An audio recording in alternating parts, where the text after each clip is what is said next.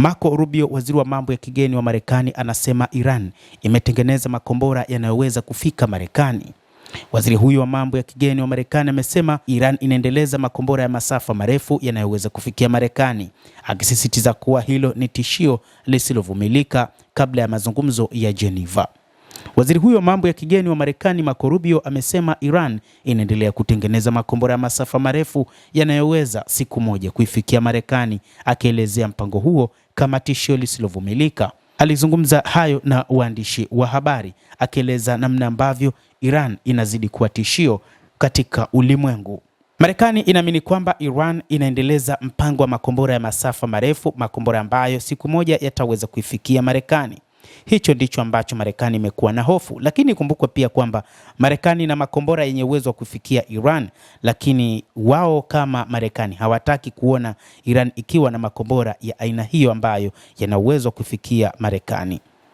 Taarifa zisizo rasmi zinaeleza kwamba Iran ina makombora ya uwezo wa kufika baadhi ya maeneo ya nchi ya Marekani, na inadaiwa pia kwamba kuna makombora yenye uwezo wa kufika zaidi ya kilomita 12,000, na ikumbukwe umbali kutoka nchini Marekani hadi Iran ni kilomita 10,000 hadi 12,000. Lakini pia hofu ya Marekani ni juu ya Iran kwamba makombora yake yenye uwezo wa kufikia Israel ni hatari zaidi. Iran ina makombora mengi, ina makombora ambayo wana uwezo wa kuyarusha kwa wakati mmoja na kuiharibu ama kuichakaza kabisa Israel, na hii ndio hofu yao wakati huu, na ndio maana hata Waziri Mkuu Benjamin Netanyahu anasisitiza kwamba Iran lazima isiruhusiwe kuwa na makombora ya aina hiyo.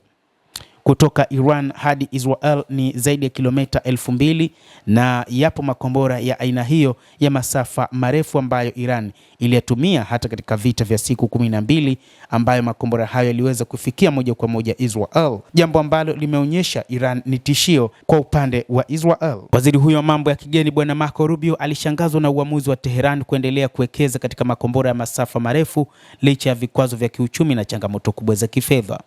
Kauli hiyo imekuja kabla ya duru nyingine ya mazungumzo yasiyokuwa ya moja kwa moja kati ya Marekani na Iran mjini Geneva. Mazungumzo hayo yanayopatanishwa na Oman yanatarajiwa kujikita zaidi katika mpango wa nyuklia wa Iran unaobishaniwa. Rubio amesema diplomasia bado ni chaguo, akisisitiza kuwa Rais Donald Trump wa Marekani anapendelea suluhisho la mazungumzo, na hata hivyo alionya kuwa kukataa kwa Iran kujadili mpango wake wa makombora ya ballistic kunasalia kuwa tatizo kubwa katika kufikia makubaliano. Kabla ya mazungumzo hayo, Iran iliweka wazi kusema kwamba moja kati ya mambo ambayo ni mstari mwekundu kwake ni pamoja na kujadili suala lake la makombora ya masafa marefu. Iran imeweka wazi kwamba ipo tayari kutomiliki silaha za nyuklia, lakini sio mpango wa makombora. Maana yake, kwa mfano, Israel kupitia waziri wake mkuu Bwana Benjamin Netanyahu alikuwa anataka kwamba Iran isiwe na makombora yanayovuka kilomita 500. Maana ni kwamba hata siku ambayo wataamua kuishambulia Iran isiwe na uwezo wa kujibu mashambulizi. Hiki ndicho ambacho wanakitaka Marekani na Israel, na wakati huo ambapo wameiwekea vikwazo vya kiuchumi na wakizingatia kwamba uchumi wa Iran umeyumba na wanataka waondolewe vikwazo, kwa hiyo wanawawekea shinikizo la kuachana na makombora hayo ya masafa marefu, na inaonekana kwamba makombora hayo ni mengi na yamefichwa chini ya ardhi. Mpaka sasa ni makombora machache yaliyotumika katika uwanja wa vita na hata yaliyofanyiwa majaribio. Kwa hivyo Iran ina makombora ambayo kimsingi yanaonekana yana uwezo mkubwa wa kuweza kufika maeneo mengi katika Mashariki ya Kati na hata katika ulimwengu, huku Marekani ikiwa na hofu kwamba pengine nchi hii ina makombora yenye uwezo wa kuifikia, kama ambavyo Marco Rubio ameeleza. Endelea kutufuatilia mtazamaji, lakini ni kusihi usisahau kulike, usisahau kucomment, kadhalika usisahau kusubscribe channel yetu hii ili upate habari hizi kwa mapana kupitia The World News. Jina langu ni Adam Hussein. Endelea kuwa nasi wakati wote, endelea kutufuatilia.